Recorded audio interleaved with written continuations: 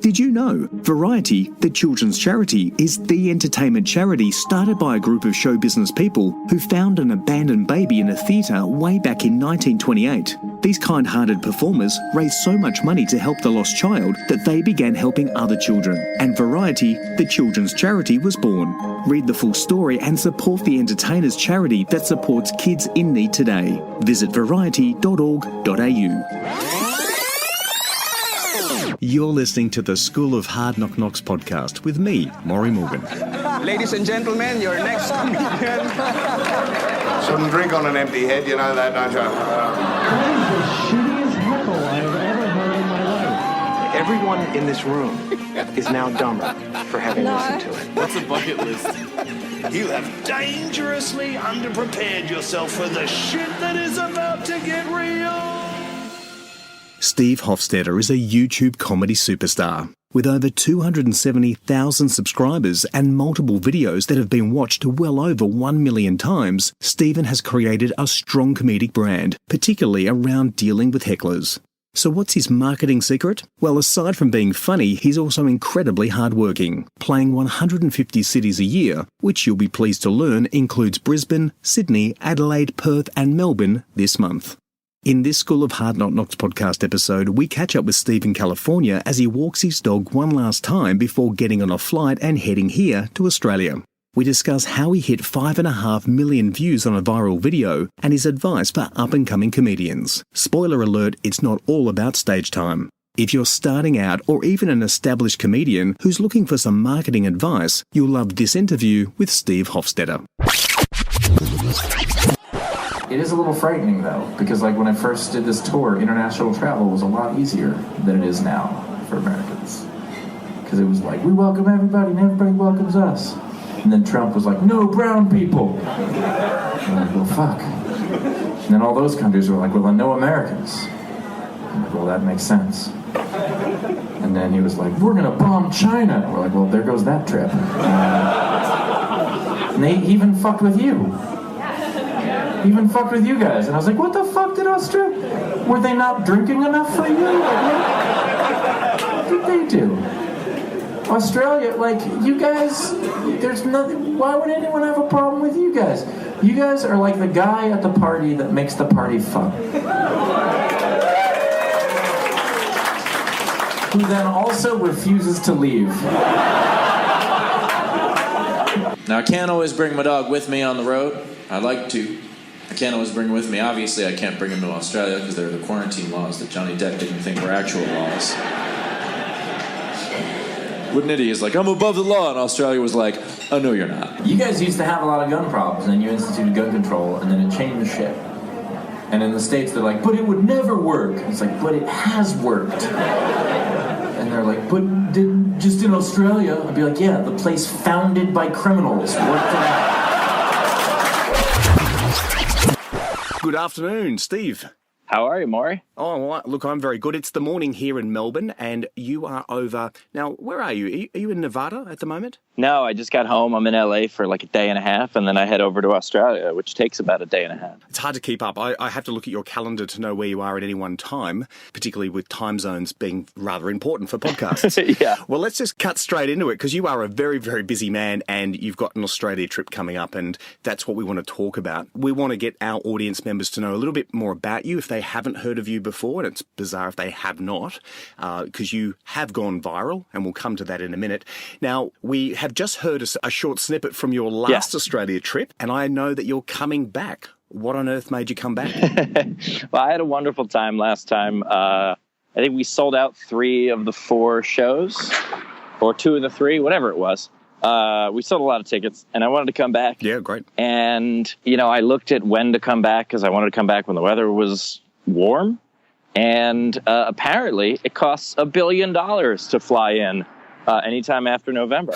So I decided to come now. Yeah, I guess Christmas is getting in the way. I guess Americans go on holiday, don't they, around this period of time? Yeah, it's kind of insane. And not just now, but through like February. I think it's just everybody is going when it's like garbage weather here. Exactly. And it's nicer there. Yeah. Yeah, although you are in California at the moment, I assume that the weather Yeah, there it's always nice here. pretty nice, yeah. But for the rest of America, I can understand perfectly. Well, fantastic. You're a bit of a YouTube sensation in comedy. You have a huge following on YouTube. But people who don't know you, if you do Google search you or you look on YouTube, you are known as the guy that puts down hecklers. One of your YouTube videos has to date got over 5.4 million views, which is incredible. Can I ask about heckling in America? Is it just you, or do all American comedians get heckled? Wouldn't that suck if I was the only one? Yeah, it's a thing that happens. It's a little different here. Like, I know in England, in Australia, heckling is more of someone's purposefully trying to interrupt, to almost like as a sport. Oh, yeah, right. Which to me is super weird. In the States, it's less of that and more of just someone being loud and drunk and stupid. Right. And, and not realizing like where they are. Like just last night, there's this one girl who just kept yelling out during everybody's set. Shit. And it was, there are a couple guest sets. So there are literally 4 comedians before me. She's interrupted 3 of them, and during my set, like I tell her to be quiet. And it's like her and her friend, and they're both kind of taking turns just being loud and, answering hypothetical questions or answering rhetorical questions, stupid things like that. Yeah. And like I tell one of them to shut up, and she's like, that wasn't me. That was the other one talking. But I was like, but you're together and you're both like, this is not how you do. And then they start on this whole thing of like, we're going to leave a bad review and and I was like, but everybody else here is going to leave a good review and they're going to be happier when you leave. So get the hell out of here. Those 5,499 people will leave a good review. Yeah. It's going to be hard to compete against that. Yeah. Yeah. Well, it's a question of, for someone like that, it's a question of ego. Because it's them thinking that they're more important than the rest of the show. Yeah. And, you even see that specifically with her where, she's talking about how, like, basically she's going to bring this whole business down by one person. And it's just like, shut up. Just move on with your life. Like, what's wrong with you? So it's more of that brand. Yeah, it's more of that brand here. It is that American, and I hope you take this the right way as you chase after your dog. No, that's someone else's dog. Someone else's. Sorry. I will sue you. That sort of attitude of you've been done wrong. The first response is, I'll sue you. It comes across as a very American sort of response to conflict. The I'll sue is definitely an American response. But part of that is also I will provide you customer service is also an American response. Right. As someone who has traveled all over the world, the idea of customer service is a very American thing. Like if you, and I say this with all love to Australia, but like when I was there, you ask for water at a bar or whatever, while you're waiting for your food, and they just give you a weird look. And then if they forget to bring it to you and you're like, hey, could I get that water? Like, there's no like, oh, I'm so sorry. I totally spaced on that. It's just, oh yeah, whatever, I'll get it for you. Yeah. Well, if you're in, if this is in Sydney, very different. In particular, if you're in Sydney and you're at a restaurant, there's a very good chance that it's not an Australian serving you. I think most of the waiters in Sydney downtown are actually on a tourist visa or a backpacking visa. So, oh wow, yeah. When I travel to Sydney, I actually, it's like going to Europe for me in that sense. So I have to speak Spanish or Italian. It's also very, like, one of the things that I found super interesting was, going to New Zealand and Australia back to back. Like, New Zealand reminded me very much of Canada and Australia reminded me very much of the States. Oh, right. Like, there's a boldness to Australians that people from New Zealand don't really have. Yeah. Okay. There's this like, hey, we want to kind of blend in and be quiet. They call it tall poppy syndrome. Yeah. But we have it in Australia too, but not as much. Yeah, so. but I notice it's way more in New Zealand, which is, I think, kind of why I enjoyed both places, but as a comedian, I definitely enjoy a more boisterous crowd than, a crowd that doesn't laugh and then after the show tells you it's the greatest show they've ever seen. Oh, and it's like, well, you could have let me know during the show. That's funny. And like Canada, New Zealand has funny accents as well. So there are many commonalities. Just a quick one on your hecklers. So, look, I get it. I watch all these videos. You've got so many where you put down hecklers, and you put them down good. Thank but you. You've also got concealed carry laws in America. Aren't you worried someone's going to pull out a gun from their purse or in their hidden holster and just shoot you? I think you may have a misunderstanding of how it is here. Or maybe you've got a gun too. No, I don't. Armed good guy. There are a great deal of gun people, but for the most part, those are not the people who come to shows.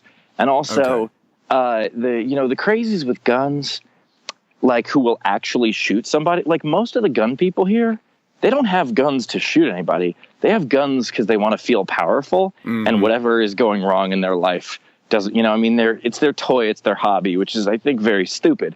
But at the same time, like, I'm not actually afraid of those people. Like, they're way more likely to accidentally shoot themselves in the leg than they are to shoot me. Right. Okay. All right. Well, just that's for anyone listening to this podcast thinking, look, I'm not going to the States because, my comedy's a bit aggressive or antagonistic of the audience, and I'm scared of getting shot. So you're saying not a problem.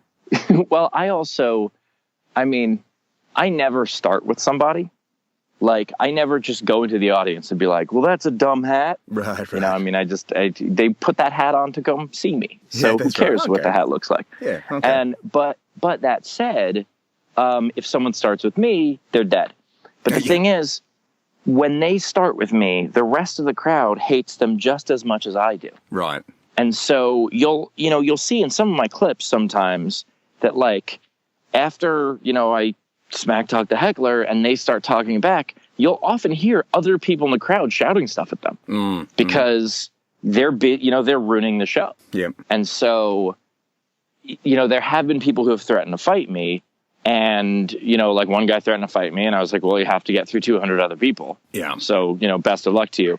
Then another guy threatened to fight me. He was actually in a wheelchair, which was amazing because all I had to do was point out that I was on stage and therefore he couldn't get to me. Yeah, right. And did he believe in Jesus and expect to walk? What's going on? Probably, very, very, very Christian country. Yeah, right. Well, let's take a step back. Let's go way back. Okay. To where it all began. So we've talked about today. We're talking about it, and we'll come back to Australia, and we'll get those dates out there so people can come and see you. But let's go back to the beginning. What on earth made you get into comedy in the first place, Steve? I joke around about it a lot, but the real honest answer is just, I couldn't find another job. I was a writer, and I tried to get a writing job, and I was a journalist, and it was as the .com bubble burst that I graduated college. And so all these mid-level guys were coming back to entry-level jobs, and I just couldn't find a gig.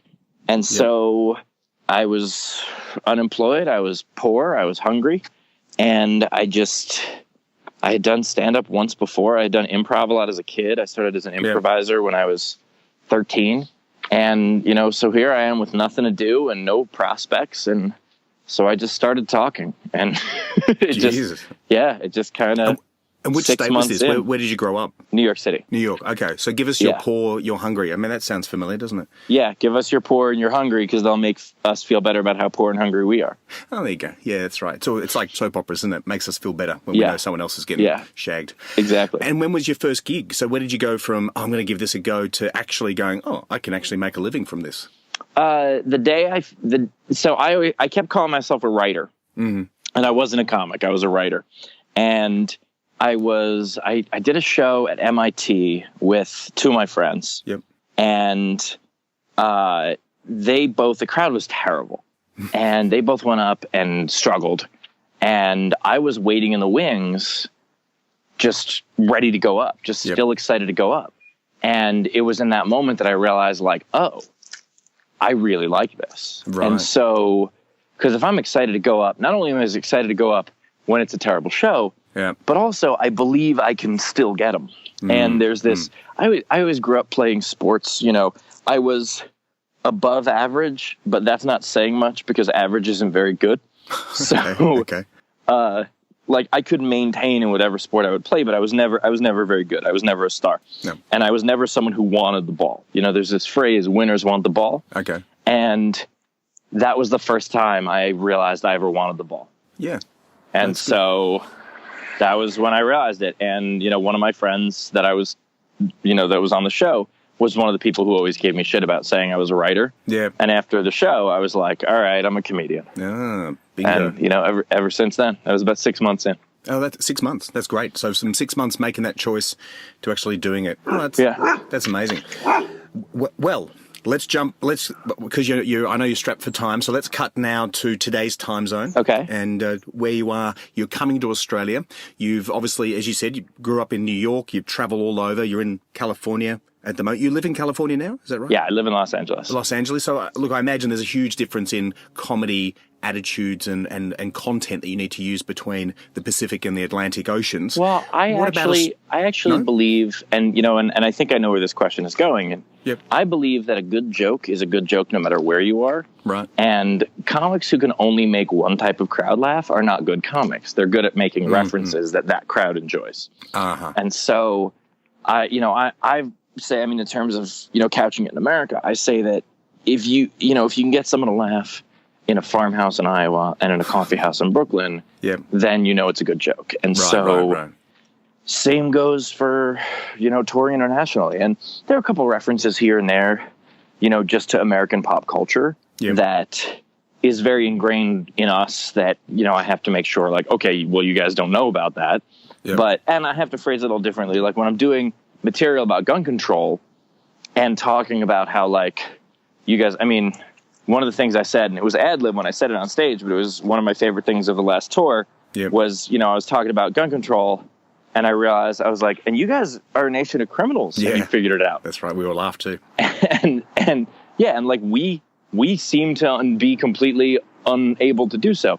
So anyway, like, when I talk about that, in America, I say you to the crowd, and in Australia, I say us or them.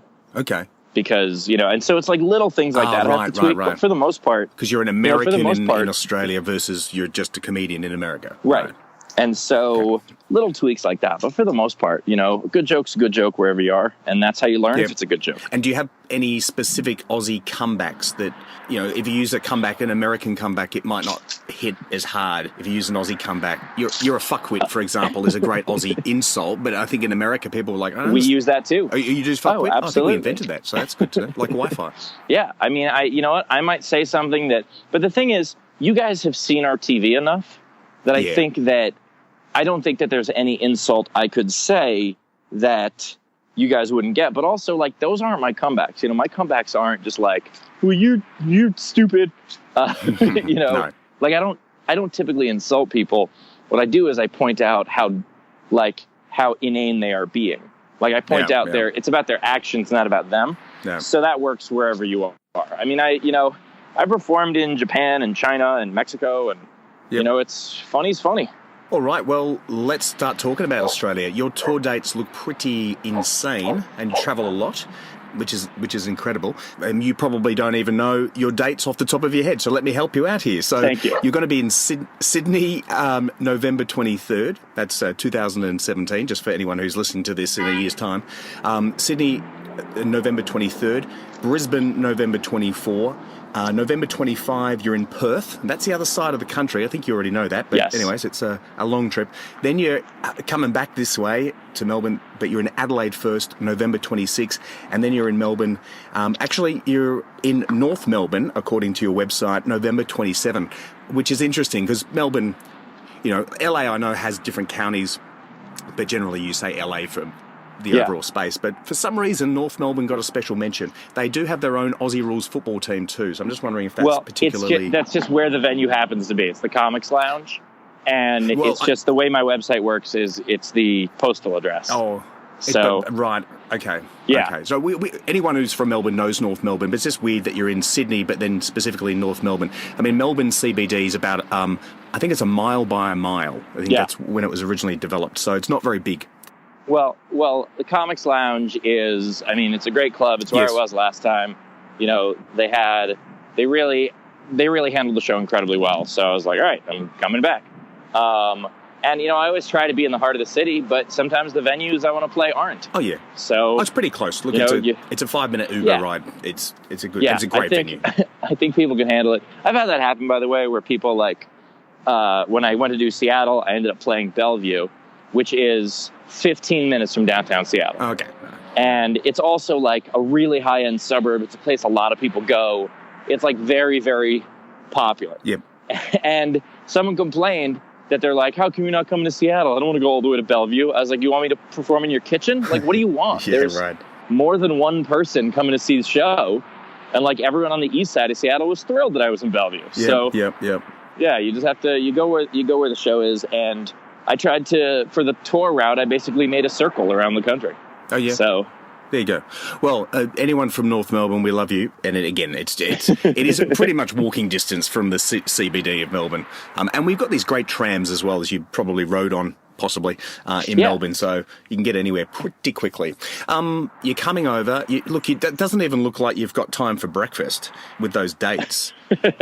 Well, I have a day before the Sydney show. And then I think there's a day between, I think I have a day, but I forget where. I have like another day off, and then I have a couple days off after Melbourne that I get to hang in Melbourne for a bit. Oh, you do? So, that's exciting. Yeah, but at the same time, I mean, I'm going because I want to go, but also it's work. And so I'm doing work, you know, and when you think about it, like if you want to see a city, what do you take, 2 or 3 days? Well, imagine doing that with every city. Yeah, and I'm playing 150 cities this year. Yeah, no. So the question is, do I do fewer shows and go to a museum, or do I just do the shows? And I try to check things out. Like when I was in Europe, you know, we did, in 14 days, we did 12 shows in 11 cities in 8 countries. But, you know, when we were in Berlin, after the show, we went over to Checkpoint Charlie. And it was amazing because it was midnight and no one else was there. Yeah, right. And so we just got to walk around, you know, and I saw Edinburgh Castle, and I saw the palace in Oslo. Yeah, right. And I got to go to all these amazing places. Yeah. You know, you just kind of don't sleep for a couple days, and then you get to see everything. Yeah. Well, that's a good thing about being a comic. There's a specific time that you're on. It's not an 8-hour day. Obviously, you've got to write material and so on. Is that your robotic dog doing a crap? What's that? That was my robotic door. Okay. I have like a electronic lock. Oh, okay. Oh, fantastic. Well, it sounds like you're home, so I'm going to let you go. Do you have any, just for the people that listen to this, a lot of them are learning comedy, they're just getting started. Obviously, you've got a perspective that's very unique, because coming from the US. Any sort of advice you'd give to up-and-coming comics? What would you give advice to yourself way back when you were starting out? I mean, there's no substitute for stage time. But and that was always the advice I would give. But the more and more I see this culture of young comics talking about like, oh, you know, I did 15 open mics this week.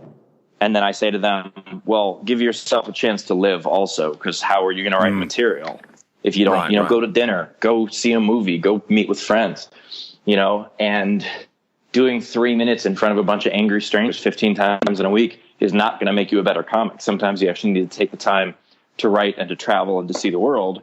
Yeah, and, you know, and that's where you'll get your material.